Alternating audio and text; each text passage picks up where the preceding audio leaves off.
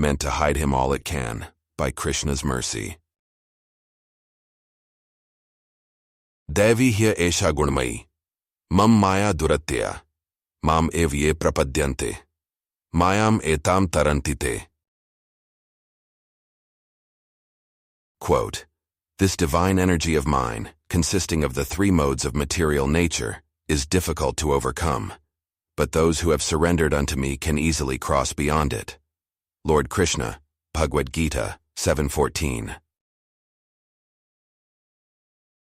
I refuse to accept this explanation of Maya on the surface. I cannot hear the instructions, take the words at face value, and simply move on. I need you to iron out some inconsistencies first. I will acknowledge that this concept of illusion makes total sense. It explains why everyone has gone mad, my opinion. They follow the wrong path in so many different areas of life. For instance, the supposedly trustworthy health officials one day say that covering your face does nothing to prevent catching an illness. They refer to volumes of data on the subject tied to scientific experiments. They go so far as to say that wearing these coverings will make you less healthy. In other words, you will be more likely to get a disease. A few days later, the very same health officials reverse course. They say that everyone must put on this face covering to keep everyone safe.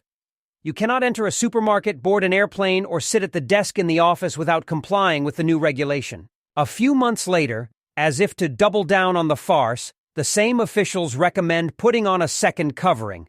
I kid you not. At this point, I am convinced that this is merely a prank that has gone wrong, but just see how many people do go along. They follow dutifully. Illusion can be the only explanation. These people are otherwise intelligent. You say that this illusion is the entire reason for the existence of the material world. People want to be lied to. They want to continue living a lie so that they can rise to the height of enjoyment and influence. They think they can somehow escape death, which is nothing more than a manifestation of time, Kala. I recently read a book where the author quoted the poet named Robert Browning. The line was appropriate for explaining Maya. Browning says something to the effect that this world is meant to hide the nature of God. We live life not to discover or uncover divinity, but rather to go further and further away. Not only is this what takes place, but it is the intention of the higher being from the very beginning. How can this hold true? Why would God do that to us? Why is there Maya? Why must we suffer in illusion? I think people are not properly equipped to escape this Maya. They are doomed forever, and it is because of the Supreme Lord. He made this illusion, and only He can remove it. Indeed, this is the recommendation from the wise.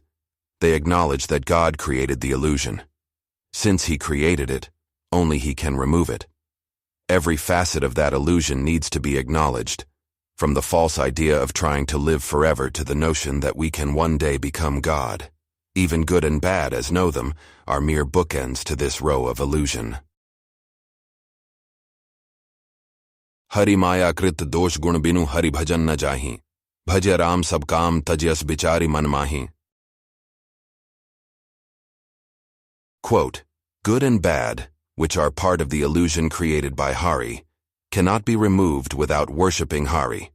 Keeping this in mind, worship Rama and renounce all desires. Dohavali 127.